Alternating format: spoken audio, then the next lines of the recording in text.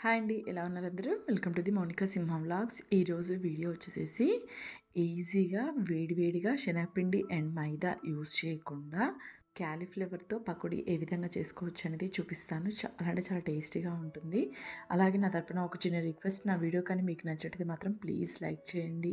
Me friends and family మెంబర్స్‌కి share చేయండి. అలాగే మొదటిసారి చూసేవాళ్ళు మాత్రం సబ్స్క్రైబ్ చేసుకోవడం అస్సలు మిస్ అవ్వద్దు.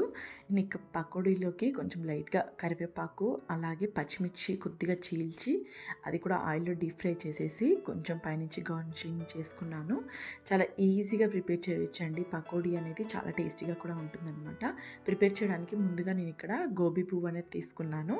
ఇది మనం ఏ సైజులో అయితే పకోడీ ప్రిపేర్ చేయాలనుకుంటున్నామో ఆ సైజులో పీసులుగా కట్ చేసేసుకోవాలన్నమాట.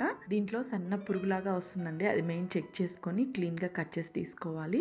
నేను ఇక్కడ కొంచెం మీడియం సైజ్ పీసులు, అంటే మరీ చిన్నగా కాకుండా మరీ పెద్దగా కాకుండా కొంచెం మీడియం సైజ్ కట్ చేసుకున్నాను. మరీ పెద్దగా కట్ చేసుకున్నాం అనుకోండి మనకి లోపల మెత్తగా ఉండిపోతాయి అన్నమాట. మీడియం సైజ్ కానీ లేదా కొంచెం చిన్న పీసెస్గా కానీ కట్ చేసుకుంటే సరిపోతుంది. కట్ చేసుకున్న వాటిని డైరెక్ట్గా వాటర్లో వేసి క్లీన్ చేయకూడదండి, కొంచెం ఒగరులాగా వచ్చేస్తుంది అనమాట. దీనికోసము వేడి నీళ్ళు స్టవ్ మీద పెట్టేసేసుకున్నాను.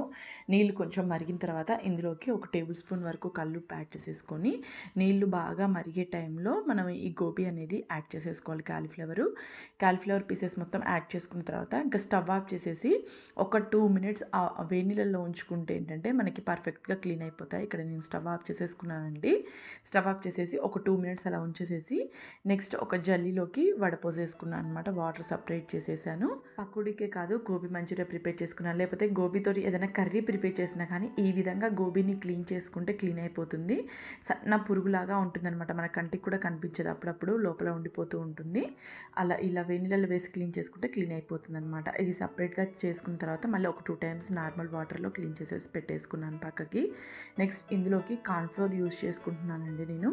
ఇక్కడ కార్న్‌ఫ్లోర్ వచ్చేసేసి ఒక 1 కప్ వరకు కార్న్‌ఫ్లోర్ తీసుకున్నాను. ఇక్కడ మీకు చూపిస్తున్నాను చూడండి. నేను ఇక్కడ భాగ్యలక్ష్మి కంపెనీ తీసుకున్నాను ప్యాకెట్. లూజ్ కంటే ప్యాకెట్ బెటర్ అని చెప్పి ప్యాకెట్ ప్రిఫర్ చేస్తూ ఉంటాను నేను ఎక్కువగా. అలాగే ఈ కార్న్‌ఫ్లోర్లో కొద్దిగా సాల్ట్, అలాగే కొద్దిగా జీలకర్ర, పసుపు, కారము ఇవి యాడ్ చేసుకుంటున్నాను అనమాట. మనం కొంచెం స్పైసీగా తినాలనుకుంటే పెప్పర్ పౌడరు, అలాగే ఇంట్లో రెగ్యులర్గా యూస్ చేసే గరం మసాలా ఉంటుంది కదా, అది కూడా యాడ్ చేసుకోవచ్చు. ఇందులోకి మెయిన్ ఏంటంటే పిజ్జాలో యాడ్ చేసాం కదా సీజన్స్, అవనేది యాడ్ చేస్తున్నాను.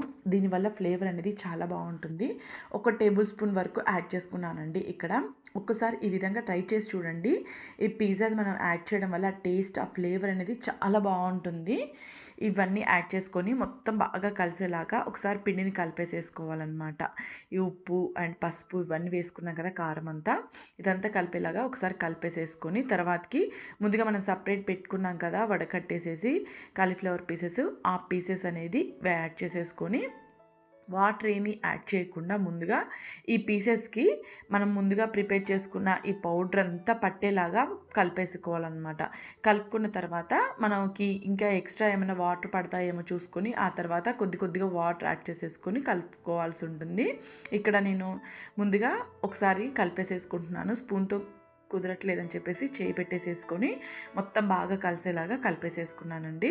ఈ విధంగా పౌడర్ అంతా మనకి ఆ పీసెస్కి పట్టేలాగా ముందుగా కలిపేసుకోవాలి. తర్వాతకి వాటర్ అనేది కొద్దిగా యాడ్ చేసుకుంటూ కలుపుకోవాలి. ఒకేసారి వాటర్ అనేది పోసేసుకోకూడదు, మొత్తం లూజ్ అయిపోతుందన్నమాట. వాటర్ అనేది కొద్దిగా యాడ్ చేసేసుకుంటూ మనకి పిండి మొత్తం బాగా కలిసేలాగా కలిపేసేసుకోవాలి. నేను ఈ విధంగా కలిపేసేసుకున్నానండి. మనం ఆయిల్లో వేసుకుంటప్పుడు ఇక్కడ మీకు చూపిస్తున్నాను చూడండి, ఈ విధంగా విడివిడిగా వచ్చేస్తూ ఉంటాయన్నమాట. ఆయిల్లో వేసేటప్పుడు మనకి పిండి అనేది రెడీ అయిపోయింది. మనం ఇక్కడ మొత్తం ప్రిపరేషన్ అనేది అయిపోయింది. నెక్స్ట్ ఒకటి డీప్ ఫ్రై ఒకటి చేసుకోవడమే ఉందన్నమాట. చాలా టేస్టీగా ఉంటాయండి. రెగ్యులర్గా చేసుకునే పకోడీ కంటే ఇలా ఒక్కసారి ట్రై చేయండి, చాలా బాగా అనిపిస్తుంది అనమాట టేస్ట్ అనేది. ఇంకా మనం పిజ్జాలో యాడ్ చేసే సీజన్స్ యాడ్ చేసుకున్నాం కదా, ఇంకా వాటి ఫ్లేవర్ అది ఇంకా చాలా బాగా ఉంటుందన్నమాట. నెక్స్ట్ ఇక్కడ డీప్ ఫ్రై చేయడానికని కళాయిలో ఆయిల్ తీసుకున్నాను. ఆయిల్ నేను కొంచెం తక్కువ క్వాంటిటీనే తీసుకున్నానండి. మరి ఎక్కువ ఆయిల్ అయితే నెక్స్ట్ టైం మళ్ళీ డీప్ ఫ్రై చేసుకోవడానికి కుదరదు, మళ్ళీ వేట్లోకి వాడుకోవడానికి కుదరదు అని చెప్పేసి కొంచెం తక్కువ తీసుకున్నాను. అందులోకి కొద్దిగా మనం ముందుగా కలిపి పెట్టుకున్న గోబీ పీసెస్ ఉన్నాయి కదా, అవి ఒక్కొక్కటిగా యాడ్ చేసుకోవాలన్నమాట. మనము డైరెక్ట్గా ఇలా పకోడీలా కావాలన్నా తీసుకోవచ్చు, లేదా కొంచెం సాస్లు అవి యాడ్ చేసేసుకొని మనం గోబీలాగా కావాలన్నా ప్రిపేర్ చేసేసుకోవచ్చు. ఇక్కడ నేను ప్రస్తుతానికి సింపుల్గా చూపిస్తున్నాను. చేస్తున్నానండి. అంటే సింపుల్‌గా మనం పకోడీలాగా తినాలి అనుకుంటే ఇలా బావుంటుందనమాట. ఇంకా శనగపిండి ఏమీ యూజ్ చేయాల్సిన అవసరం లేదు. చాలామంది ఏంటంటే శనగపిండి తినరు కొన్ని సార్లు. అలా శనగపిండి తినని వాళ్ళకి కూడా ఇలా బాగా ఉపయోగపడుతుందనమాట. ఇందులో మైదా కూడా మనం ఏమీ యూజ్ చేయలేదు.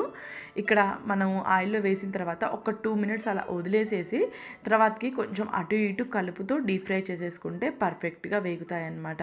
మరి అలానే వదిలేసేయకుండా మధ్యలో అటు ఇటు కలుపుతూ ఉండాలండి. అలా అయితేనే మనకి క్రిస్పీగా వేగుతాయి.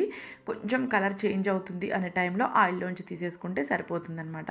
నేను మొత్తం ఆయిల్‌లోంచి తీసేసుకొని సెకండ్ టైం కూడా వేసి డీప్ ఫ్రై చేసేసుకుంటున్నాను. చాలా తక్కువ టైం పడుతుంది. టైం కూడా ఎక్కువేం పట్టదు ఇది ప్రిపేర్ చేసుకోవడానికి. చాలా టేస్టీగా ఉంటుందనమాట. మనము గోబీ పీసెస్ కట్ చేసినంత టైంలోనే మనము ఈ గోబీ పకోడీ అంతా ప్రిపేర్ చేసేసుకోవచ్చు అనమాట. ఎక్కువ టైం అస్సలు పట్టదండి. టోటల్ అరౌండ్ ఒక 5-10 మినిట్స్ లోపే ప్రిపేర్ చేసేసుకోవచ్చు అనమాట. ఒక పువ్వింటి తెచ్చుకుంటే మనం ఈజీగా ఎంత కావాలంటే అంత ఇంట్లో ప్రిపేర్ చేసుకోవచ్చు. ఇక్కడ సెకండ్ టైం కూడా నాకు డీప్ ఫ్రై అయిపోయాయండి. మెయిన్ ఇంపార్టెంట్ ఏంటంటే డీప్ ఫ్రై చేసేటప్పుడు అటు ఇటు కదుపుతూ డీప్ ఫ్రై చేసుకోవాలి. మనం అలానే వదిలేసామనుకోండి ఒక సైడ్ కొంచెం మాడినట్టు అయ్యి ఒక సైడ్ పచ్చి పచ్చిగా ఉండిపోతాయి అన్నమాట. ఇక్కడ రెడీ అయిపోయాయి. ఇంకా రెడీ అయిపోయినాయి అంతా ప్లేట్లోకి సర్వ్ చేసేసాను. అలాగే కొంచెం కరివేపాకు ఫ్రై చేసేసుకున్నాను అదే ఆయిల్లో. అలాగే పచ్చిమిర్చి కూడా కొంచెం చీలికలాగా అంటే సెంటర్లో కట్ చేసేసి కొంచెం ఫ్రై చేసి తీసుకున్నాను. కొంచెం స్పైసీగా కావాలనుకుంటే మధ్యలో ఆ పచ్చిమిర్చి కొరుకుతూ ఇంకా ఈ పకోడీ తింటే ఉంటుంది. ఆహా, అద్భుతంగా ఉంటుందన్నమాట టేస్ట్ వచ్చేసేసి. ఈ చలికి ఇలా ట్రై చేసి చూడండి ఒక్కసారి. అలాగే నా తరపున ఒక చిన్న రిక్వెస్ట్, నా వీడియో కానీ మీకు నచ్చితే మాత్రం ప్లీజ్ లైక్ చేయండి. ఫ్రెండ్స్ అండ్ ఫ్యామిలీ మెంబర్స్కి షేర్ చేయండి. కొంచెం కొత్తగా డిఫరెంట్ టేస్ట్గా ఉంటుందండి. ఎప్పుడు చేసే పకోడీలాగా కాకుండా అంటే రొటీన్గా కాకుండా కొంచెం కొత్తగా చాలా బాగుంటుంది. ట్రై చేయడం మాత్రం అస్సలు మర్చిపోవద్దు. ట్రై చేసినప్పుడు ఎలా వచ్చిందనేది కామెంట్ సెక్షన్లో తెలియజేయండి. Thank you very much.